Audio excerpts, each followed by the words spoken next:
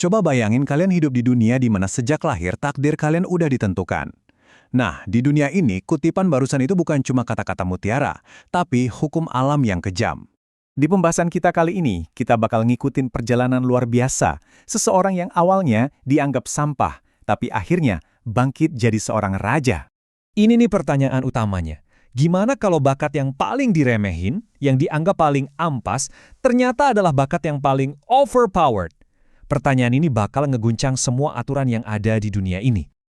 Oke, kita mulai ceritanya.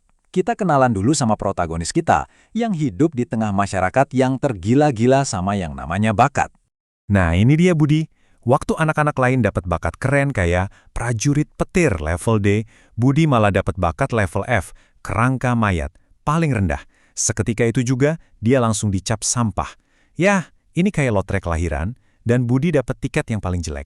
Dampaknya? Wah, jangan ditanya. Langsung brutal. Dia ditolak di mana-mana, diejek habis-habisan, dan bahkan jatah khusus buat masuk universitas pun dicabut gitu aja. Semua harapannya hancur dalam sekejap. Tapi, tunggu dulu. Budi nemuin sesuatu yang gak terduga. Bakatnya ini bukan cuma manggil tengkorak biasa.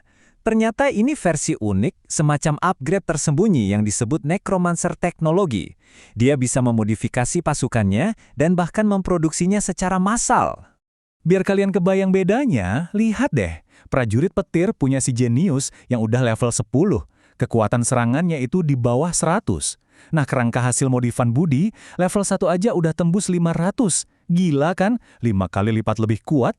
Kekuatan baru ini tentunya nggak dibiarin nganggur lama. Budi langsung dihadapkan sama ujian pertamanya yang sesungguhnya. Tanpa ada angin, tanpa ada hujan, ujian kelulusan yang harusnya biasa aja, mendadak jadi ajang bertahan hidup di dungeon yang mematikan. Ini bukan lagi soal nilai, tapi soal nyawa. Di tengah situasi genting kayak gitu, saingannya yang namanya Chandra malah berkhianat. Dia dengan entengnya jadiin Budi umpan buat kabur dari monster. Sombong banget kan? Seolah-olah nyawa Budi itu nggak ada harganya. Tapi Chandra jelas-jelas udah meremehkan orang yang salah. Budi bukan cuma selamat, dia malah membalikkan keadaan dan benar-benar mendominasi situasi. Dia nunjukin siapa bosnya sekarang. Oke, Budi sekarang jadi kuat. Tapi pertanyaannya, buat apa semua kekuatan ini? Apa sih yang jadi pendorong utamanya? Dan akhirnya kita tahu alasan dibalik semuanya. Adiknya, Wati. Wati menderita gagal jantung bawaan yang udah stadium akhir.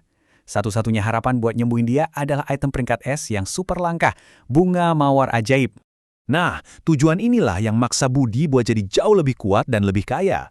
Artinya, dia harus masuk ke dungeon-dungeon yang lebih berbahaya dan tentu aja berhadapan langsung sama musuh yang lebih kuat, kayak Hendra, kakaknya Chandra yang jelas-jelas datang buat balas dendam. Perjalanan ini akhirnya ngebawa Budi ke titik tergelapnya, ke ujian terberat yang pernah dia hadapi. Singkat cerita, Hendra ngejebak Budi pakai Wati sebagai umpan. Budi berhasil ngalahin Hendra. Dalang sebenarnya muncul, seorang prajurit level 80. Budi memang berhasil menang, tapi bunga mawar ajaib yang dia dapetin malah dikutuk. Ultimatumnya kejam banget. Wati bakal meninggal dalam 3 bulan, kecuali Budi bisa ngebunuh si dalang itu. Kutukannya ini benar-benar licik. Jadi, 3 jiwa, Budi, Wati, sama si dalang, terhubung paksa. Kalau bunganya dikonsumsi, racunnya bakal menyebar. Satu-satunya cara buat mutusin kutukan ini adalah dengan membunuh si pembuatnya. Benar-benar skenario tanpa kemenangan. Dengan waktu yang terus berjalan mundur, Budi terpaksa harus mengambil satu pilihan terakhir yang sangat nekat. Di ambang keputusasaan, dia sadar akan sesuatu yang gila. Sesuatu yang seharusnya menghancurkan dia, kutukan ini justru bisa dia pakai sebagai bahan bakar kekuatannya. Budi mempertaruhkan segalanya. Dia menggunakan jiwanya sendiri dan energi dari kutukan itu buat memicu sebuah evolusi besar, membangkitkan kekuatan kuno yang selama ini tidur di dalam dirinya.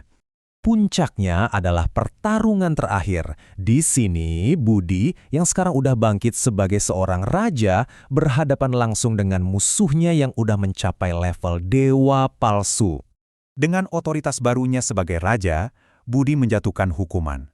Dia bukan cuma mengalahkan musuhnya, tapi dia menghapusnya total dari keberadaan, sekaligus mematahkan kutukan itu untuk selamanya.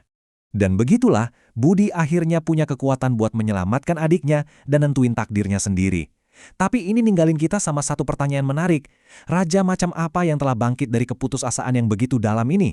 Apakah dia pahlawan? Atau jangan-jangan cuma monster jenis baru?